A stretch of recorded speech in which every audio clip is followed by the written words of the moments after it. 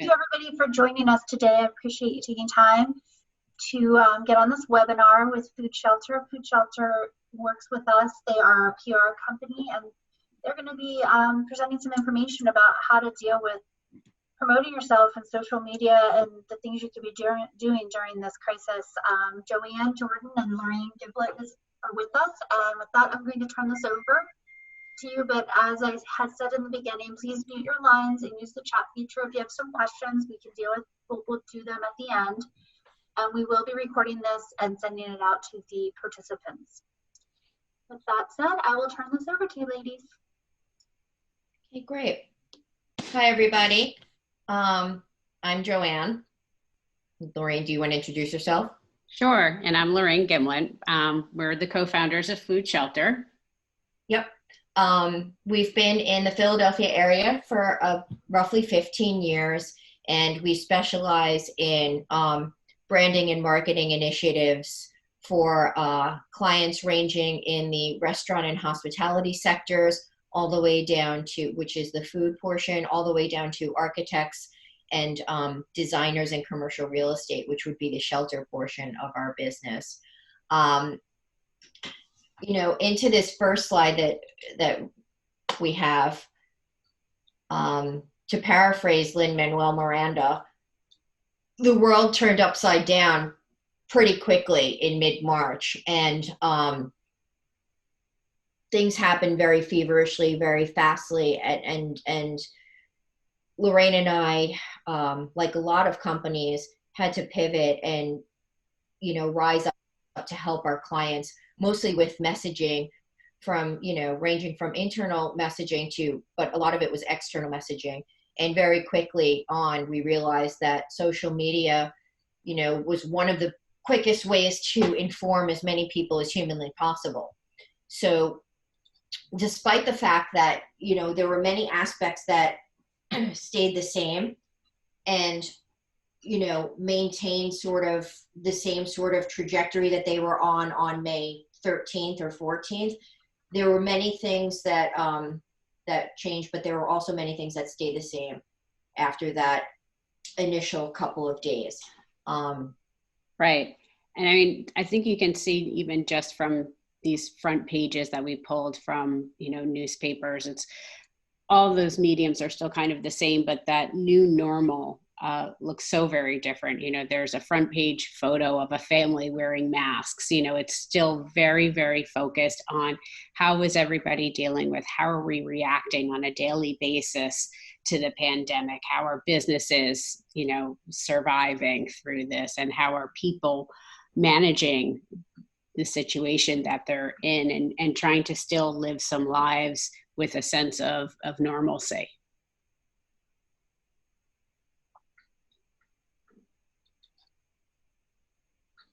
And one of the things that we were realizing, we were seeing this is, you know, the need for information and was more important sort of than ever. People were really just looking for sources that were reliable. What is it that they can, you know, sort of give out as much information to the public as possible? We definitely saw that in our work with PRLA, how reporters were just really valuing the organization as a resource, as a source of information for what was happening within the hospitality industry, and, you know, working with different legislators, with the governor's office, really seeking them out and as that sort of informational source. And that's what we, you know, are continuing to see, is that while social media at different times takes bigger upticks, and there are one point where people are sort of thinking like, are people really reading newspapers? Are they listening to their local news? Now they really are. This is where they're searching for information. And that sort of third-party endorsement, that just hopefully unbiased information, is what everybody is really looking for, whether it's where do I get my takeout, to what are, you know, sort of what's happening in health and safety wise in my local community. And that's more of what, you know, all these things that we're seeing. People are constantly seeking information, and it just really depends on what type of information is that they're looking for, but they're looking at much more mainstream and their local papers and their local broadcast, as opposed to that, you know, ongoing trend where people were really sort of tribal and sticking to only listening to or wanting to hear about things that agree with their particular stance. So that's, these sort of slides were taken from some research that we found, and thought it was just very interesting that this sort of turn back towards the reliable media, the mainstream media, is really so very embraced right now. So, that brings us to some of the things that we do know. And these items change daily. And I can talk about earned media for 2 seconds. I know that this is primarily social, but earned is also a part of our business that, we value. And if you're a national restaurant group, it's easier to maintain your brand voice and your message points through earned sometimes than it is through social. That's quickly changing. It's been changing in our industry forever, but now more than ever, it's apparent that it has changed. But what we know now is that roles have shifted dramatically, and as people are being furloughed, the media is not exempt from furloughs and from tightening their belts either. So the people who were writing about sports 2 weeks ago are now writing about lifestyle, or covering like the news desk for the city beats. People who are laid off because of budget cuts, are no longer writing as much content as they were. So, things are getting very thin very quickly. But in addition to that, you might want to capitalize on that. And now might be the time, even though it's very scary, to think about, negotiating and securing, discounted prices or packages in advertising if that's appropriate or available to you, and really trying to think about that right now.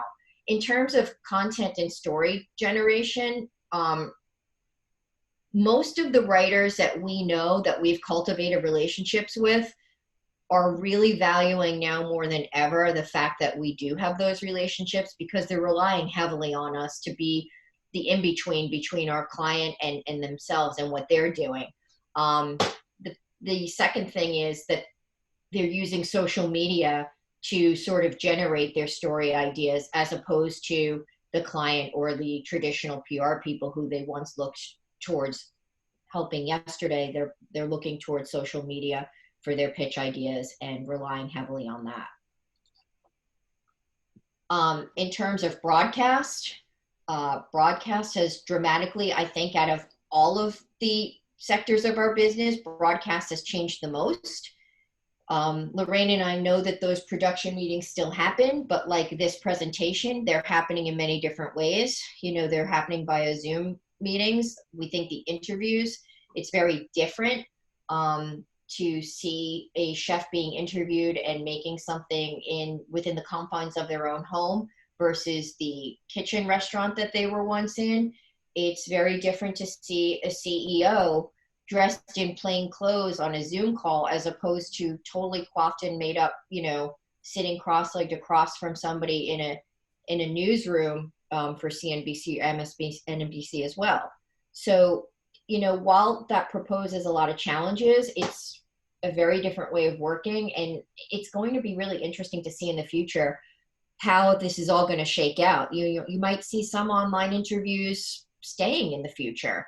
And, that opens up a whole other world of opportunity for C-suite interviews and things that normally wouldn't have been opportunities, maybe opportunities in the future.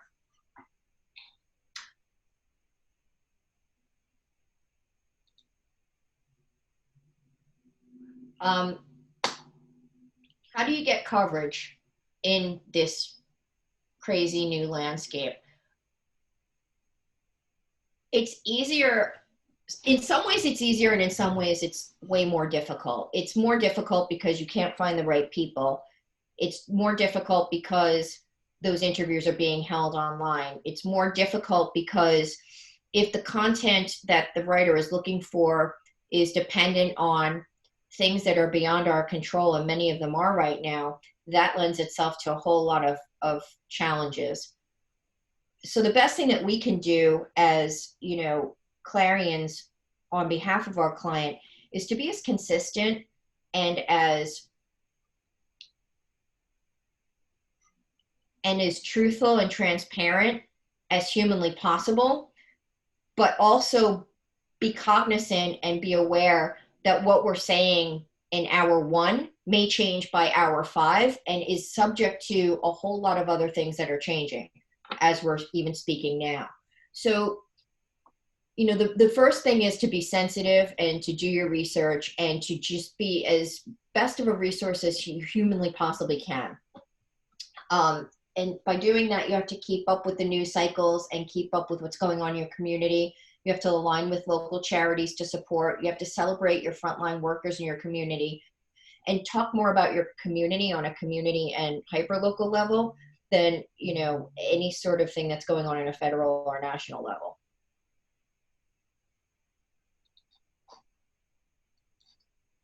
And here are just some examples that we wanted to include you know, that we've worked with over the past month or so, and seeing things that, you know, it's just a very different visual that you're seeing on TV, where the guests, instead of being in studio, you know, they're in control of their own environment, but it's also really important that they are showing this, you know, what they're making or what they're doing, that they're doing it all in a responsible manner to meet those health and safety codes. So even though it's really, you know, these demos, they're not meant for, you know, consumers to be able to go and, you know, no one is going to immediately walk in and buy that, and they're taped at a different time or done live, but they're still wearing those masks. They're still having the gloves on, you know, and these are still placements that we're able to see that they're falling into those categories that Joanne mentioned. You know, it's about community focus and need, something that was timely, showing how people are kind of much more personal and breaking down those barriers. I mean, we had one segment that literally took place in one of the reporters' homes because that's how they're doing things.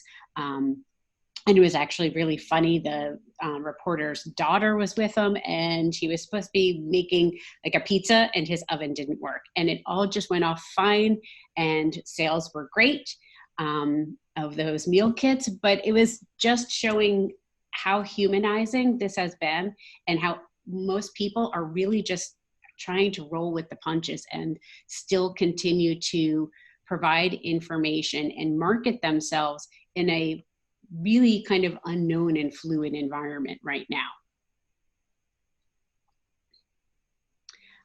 We found some of this research that we thought would be really interesting for you guys to hear about. It's by the Clyde Group, and they basically surveyed a whole bunch of, you know, about 1,000 or so people. And it was about, you know, how are consumers viewing corporations and companies that they work with? You know, are they being communicated to enough? It seems like overall, everybody is like, yep, this is exactly what we want to be hearing. We want to understand what is going on with the companies, the businesses we work with on an everyday basis. How are they impacted? How is that going to impact me in my life? One of the things we thought was so interesting was looking at the chart number 2, that, you know, who is the most likely of a business that you're going to read about and open up that email when it comes into your inbox? Grocery stores were number 1. This is like such a upside down, topsy-turvy sort of world. That would never happen in February or January or any time in 2019. It's rare that people would open those, or, you know, every other time they might open it.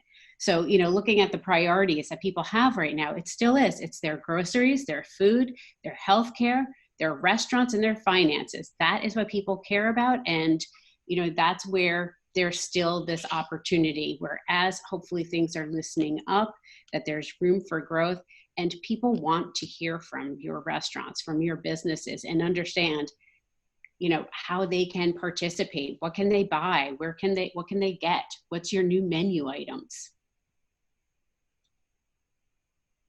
Some of the other things that we thought were interesting was, you know, as you're saying things and the messages that you're putting out there are really need to be authentic.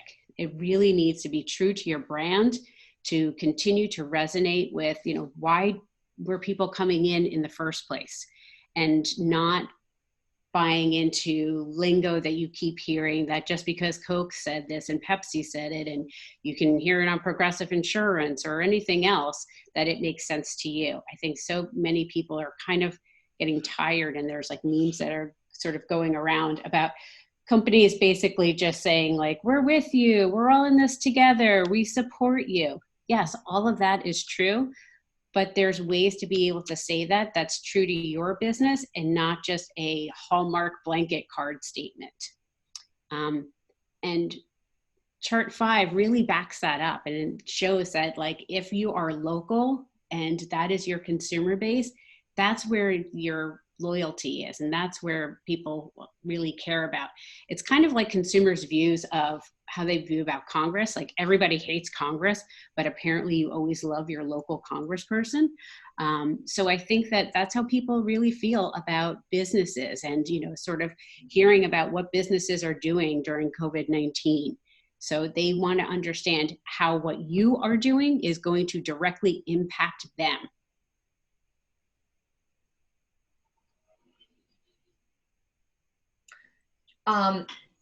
So email marketing email and engagement marketing has always been a pretty important item to think about even before COVID-19 happened. Some companies were better poised to handle their email marketing better than others, but we just wanted to sort of talk about, from a top line perspective, what some of the benefits are in terms of your business reaping from email marketing versus not. And the first thing that that it does is it bolsters your brand awareness, right? It increases customer loyalty. It's directly hitting your consumer. Somebody is signed up to receive more news from your restaurant or from your organization. Most of the platforms that you use are pretty plug and play and easy to use and easy to navigate through. So you can review your analytics and determine the success rate of a campaign or a mailer that just went out. And then that'll be able to give you, a yardstick of measure on how many times are you going to do it. Are you going to email people 2 to 3 times a week? Are you going to email them once a month? When's the best time to do it? And then, moving forward from that, you customize and you tailor to your segmented audiences. And the 2 biggest pieces of information for email marketing that we think are, where do you live and how old are you? And that will sort of be able to give you an idea on who to say, what to say and when to say it. Some of the detriments of email marketing are, if you don't nurture or take care of your marketing lists and scrub them from time to time, or you're not being completely aware that you keep spamming people and you're not, your platform's not unsubscribing people, or their timing's off, it could be very detrimental to your brand. It's annoying. People don't want to open it anymore. The rule of thumb is usually every time you hit the enter button, you lose about, 2% of your list. So if you're not growing it on the other side, that could be a very dangerous tool for you. Now, this next slide just gives you an idea of some of the platforms that, small businesses use. They're about $15 to $25 a month, depending on what your organization needs or how robust of a plan you really need. But all 4 of these pretty much offer the same capabilities. And it's just a way to store your lists and to, push the information out. Now, in my personal opinion, engagement marketing and email marketing, it's one of 2 things. It's either the image is really great and the templates are always different and they're eye-catching, or the idea and the content is great. It's great when you have both, but you have to have at least one. And these are 2 examples in my mind of restaurants that have done it well. I would say, and both of these places, they're larger restaurant groups and they have more than one restaurant and more than one concept. But, the Crooked Hammock one, it's as simple as just changing your background. and keeping the foreground the same. And I always open them. They send about 4 emails to me a day. I don't necessarily read them all, but I'll definitely open them. The one on the right, the content was very clever and creative. I liked the idea that the Barber of Seville was having an anniversary. Amata is a tapas restaurant, and they sort of like dovetailed the both ideas into it and created a promotion that was extremely on point with their brand and very clever.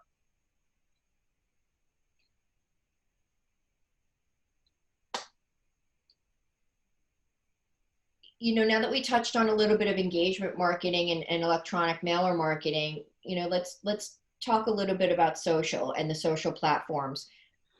Restaurants and hotels primarily use, in my opinion and in Lorraine's opinion and in the industry's opinion, Instagram and Facebook are 2 very big platforms that are used daily for the restaurant and hospitality industries. And depending on how many restaurants you have or what your restaurant is dependent on who goes to your restaurant and who uses those specific platforms. Yeah, I mean, one of the things we thought that was pretty interesting about this was just showing, you know, we all know that people are trying to stay in touch and are staying connected. And there's a lot more FaceTime, you know, on screens that we're looking, you know, we're doing these Zoom meetings, we're spending a lot more time on social media. And even though maybe it isn't that more people are signing up, it's that more people are actively using it. So that means there's just a bigger window for you to be able to get in touch with your audience already and to potentially attract new audiences.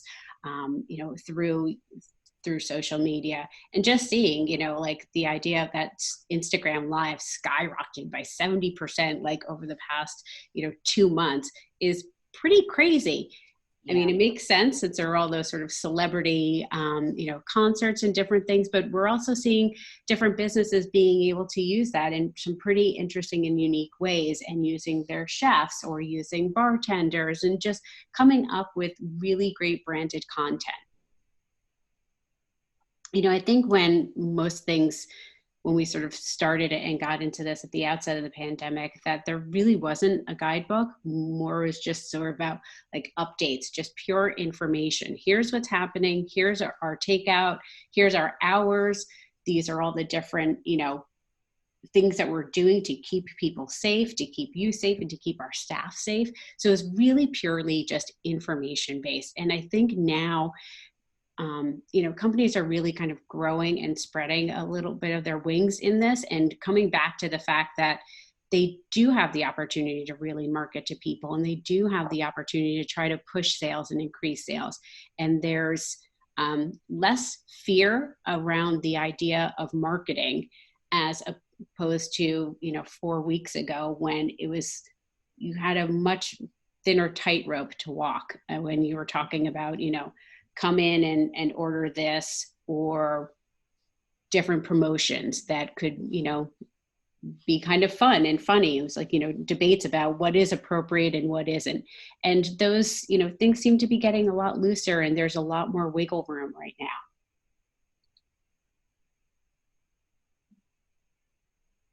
You know, I think that there are things that people are doing really across the board.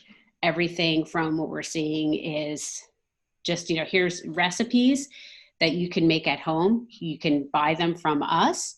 Here are, you know, here's how to make this cocktail. And now, thankfully, people will be able to order their own cocktails, their favorite cocktails from their favorite restaurants, which is great. But, you know, being able to sort of show what it is that makes your restaurant and your concept so special through social media in a way that makes sense for your brand. And some things that people were doing was just kind of really basic. And I love the post where, you know, they literally used bubble letters to be like, call this number, we have pizza. Right.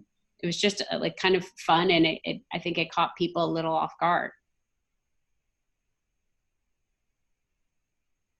So one of the things that Joanne and I really wanted to express was, you know, yes, things have changed so much, but very much things have stayed the same. That just kind of throwing everything up against the wall to see what sticks really is not a good idea. You still need to have a strategy. You still need to be able to maintain your brand positioning and to understand that, you know, you still should be going through the same process of, you know, figuring out exactly what is your purpose, right? You know, something that you might have sent out via email or a post 6 weeks ago is not probably going to be appropriate right now. So you do have to pivot in that and keep in mind, you know, what is it that was your differentiator and what is going to continue to be your differentiator 6 weeks from now, 6 months from now, and how you're helping your customers get through this together. There's so many different of the platform opportunities that you can use, whether it's, you know, using more live, Facebook Live, Instagram Live, or if you're just really in different videos that people are really reacting to. It's that idea of how are you getting people to stop scrolling when there's so many more eyes on screens.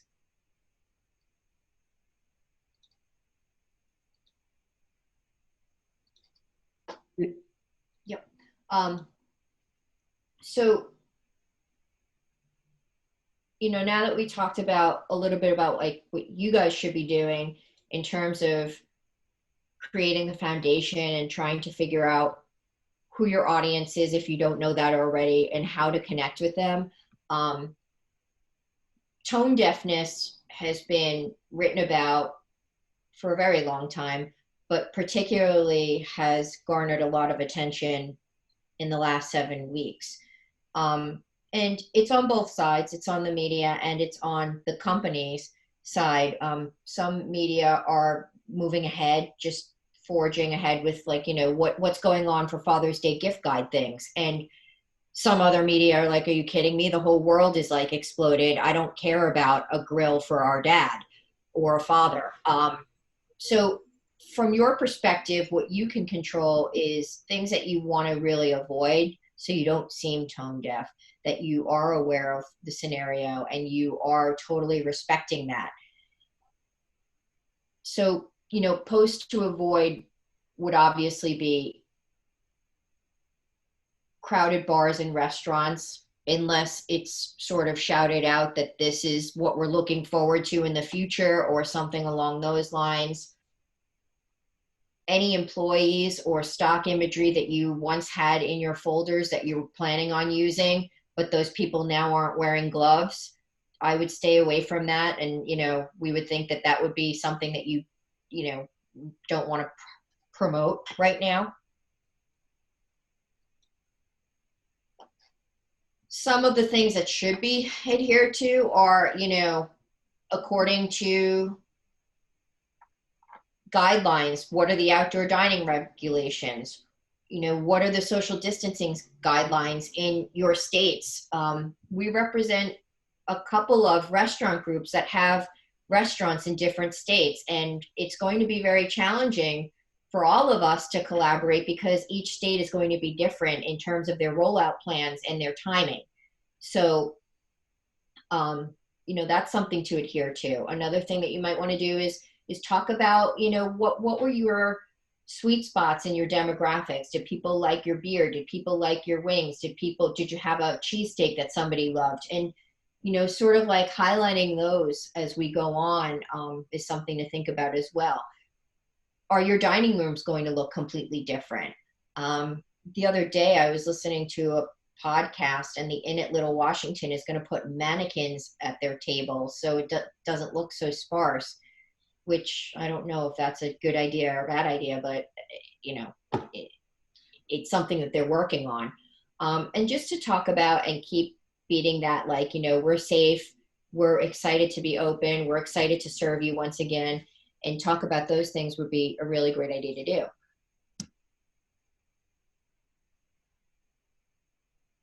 Yeah, I mean, I think there are still a few guidelines that we would encourage people to practice as they're moving forward, and, you know, just to still stay communicating with your audience, provide all those details that you want them.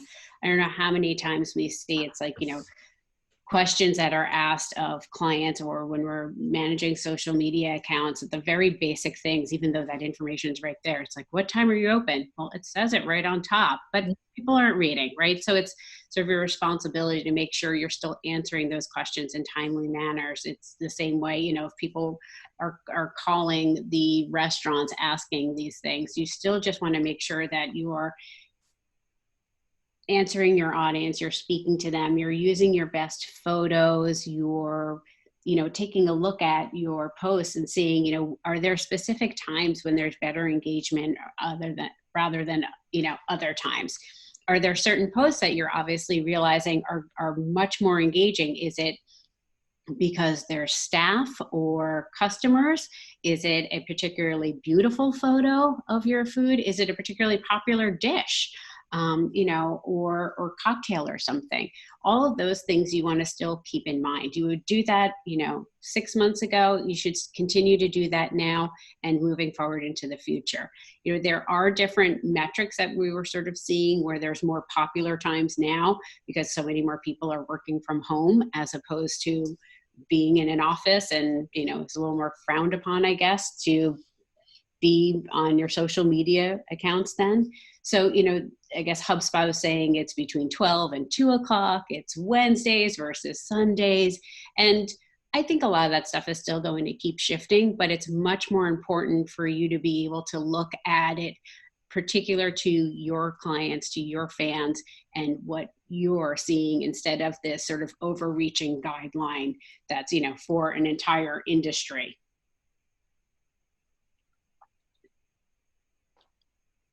So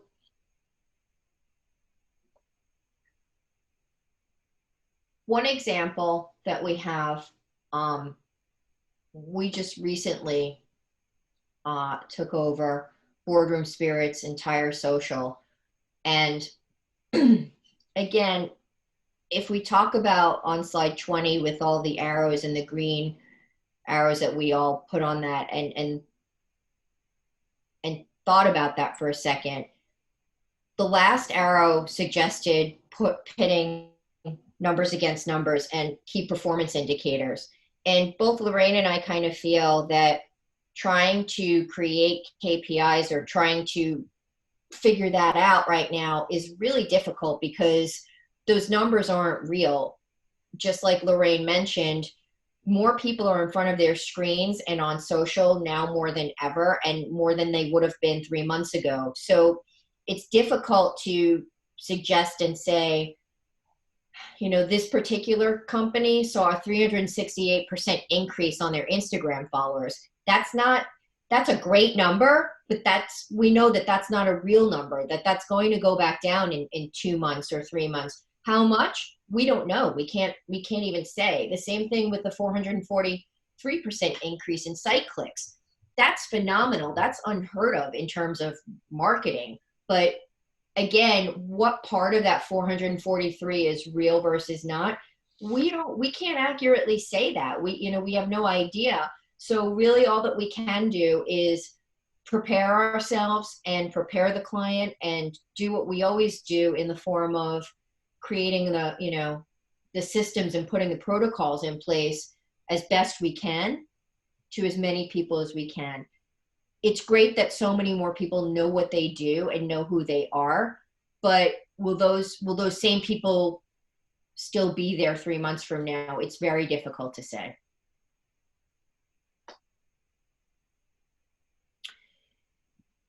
One of the campaigns that we ran is every week we give a gift card to a frontline hero.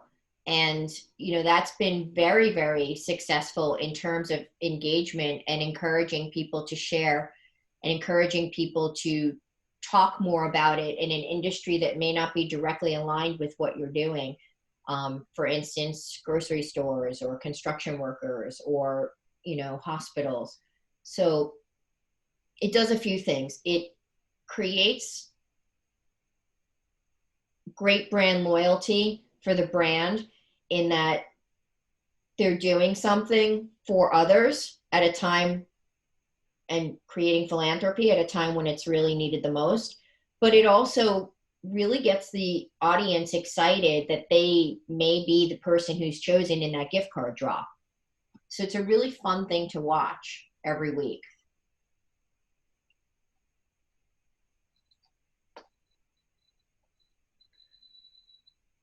This slide pretty much says it all. And this is, Lorraine and I live by this, that consistency is key in all chaos. We live our daily lives in organized chaos all the time. And, you know, now is not an exception to that. Insofar as it pertains to restaurants, those fans who once came into your restaurants and love to go there really still want to do that. They just can't right now. So, you know, they want a sense of normalcy. You know, we suggest to give it to them, but do it in a way that it's not tone deaf. Take this time to troubleshoot. And, you know, there are lots of like mistakes that have been happening. Learn from those mistakes, pivot from those mistakes, and then, you know, move on from that. Be patient with people. Don't work with them. I mean, work with them. Don't work against them. Make sure that your response rate for your social, that somebody is really always monitoring it, or at the very least they get some replies back in an easy way. I hate this phrase that we're all in this together, but what it does mean is that your competitors are in this too. And, you know, that's something that we should all be cognizant and aware of.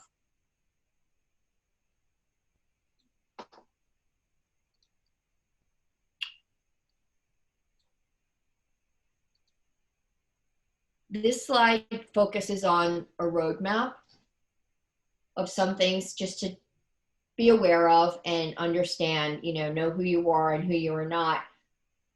This is an older slide that we've used in, you know, in presentations time and time again. I would add into this list safety. That's a universal message point that everybody should be adhering to right now. Safety.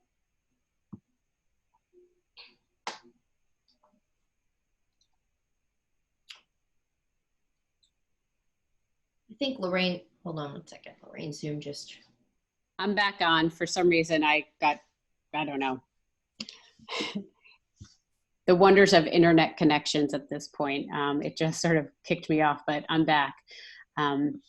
Yeah, I mean, this part is still talking about that mastering the content and planning it out and knowing where you are to be able to make sure you're going to have some of your consistent messaging in there, that you can plan in advance, that, you know, it doesn't always have to be on the fly or feel like you're running around with your hair on fire for your social media, that there you should still be strategic. You should still be really thinking about what it is that you're saying to, you know, your customers, and how you're getting them to come back in time and again. Why should they order from you, do takeout from you, you know, once a week, twice a week?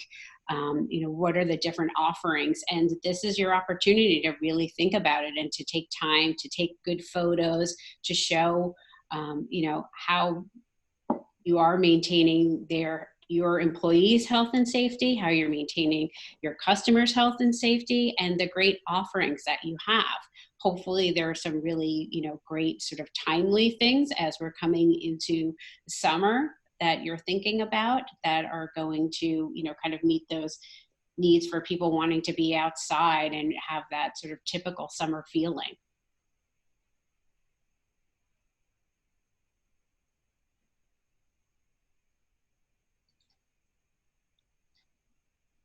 You know, this is one that we really felt pretty strongly about. It is, you know, now, in all honesty, it's just not the time to be humble. People want to hear about all the good work that restaurants are doing.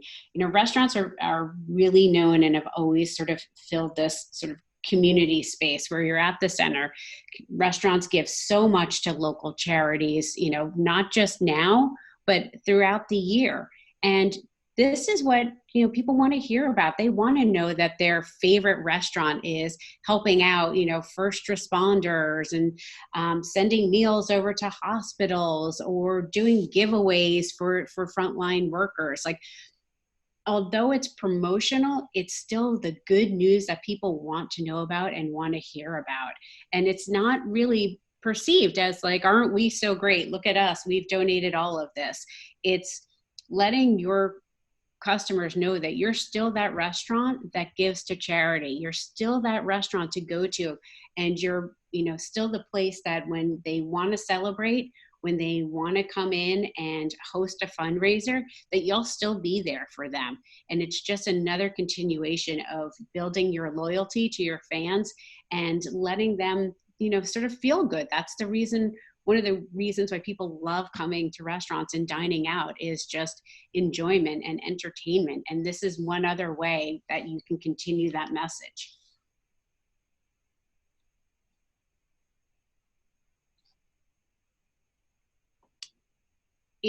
Right now there's so much where we're trying to figure out what's happening. Everything is changing so quickly. What is normal? And it's always in some sort of quotation marks because we have literally no idea what that's going to look like. But there are some things that you can do. And, that's going back to the idea of the content calendar and just being aware and coming up and planning, and not to sort of lose the mindset that like, well, we can't market now because we're in the middle of this. It's no, this is just the way that you have to market now. It's just a little bit different, but there's so many of those things that are staying the same.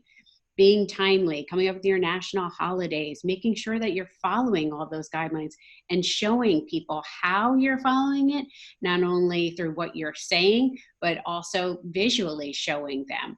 It's those sort of little cues of following the guidelines of the masks and having gloves on and just, making sure that all of that stuff is around or is somehow, if appropriate, present in a photo or a video.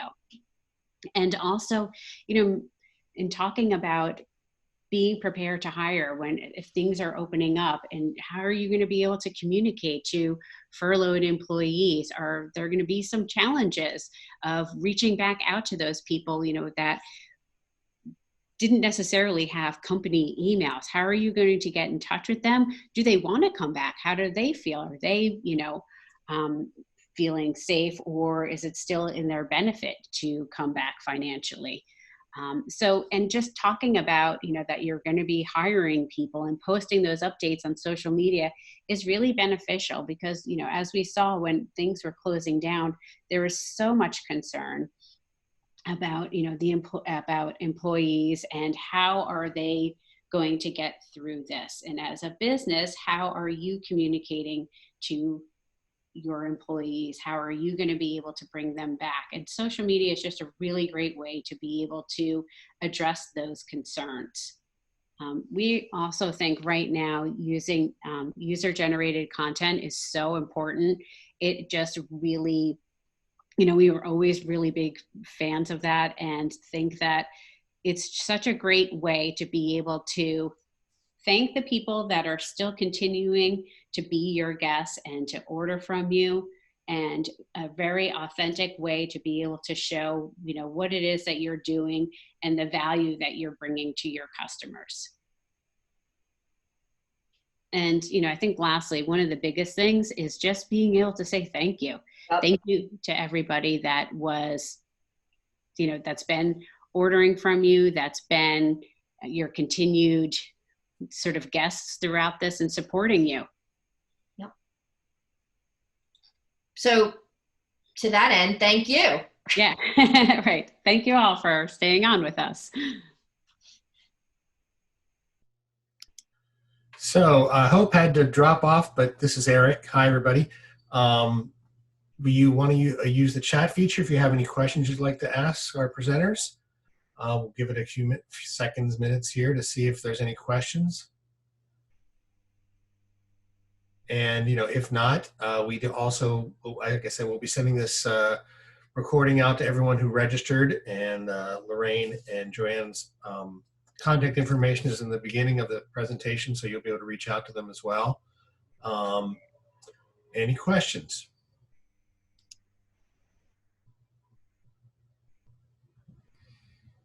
Okay, ladies, anything else you'd like to add, or should we just wrap it up here? No, we just want to say thank you to everybody for coming in and listening to us. And of course, if there's any questions that people have along the way, to please reach out to us. We're always happy to, speak with different restaurateurs, and we love giving our 2 cents. Well, you're getting a lot of thank yous in the chat. I see that. So That's great. And I will say thank you again on behalf of the association for doing this presentation for us. Thank you. And all that you do for us as an association. You're very welcome.